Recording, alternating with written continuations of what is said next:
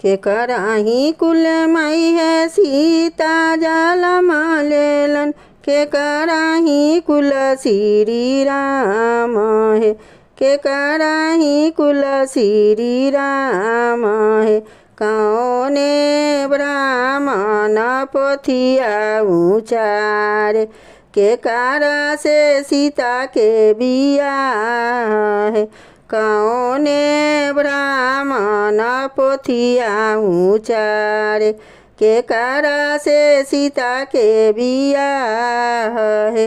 जनक जी के कुल माई है सीता जलम लेलन दशरथ कुल श्री राम है दशरथ कुल श्री राम है नारद ब्राह्मण पोथिया उचारे राम जी से सीता के बिया है नारद ब्राह्मण पोथिया उचारे राम जी से सीता के बिया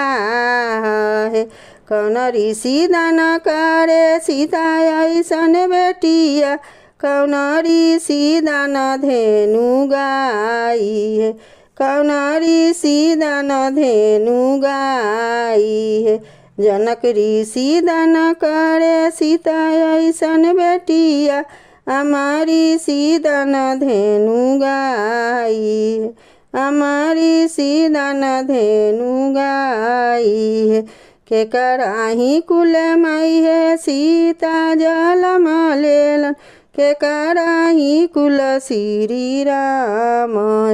के कराही कुल श्री राम।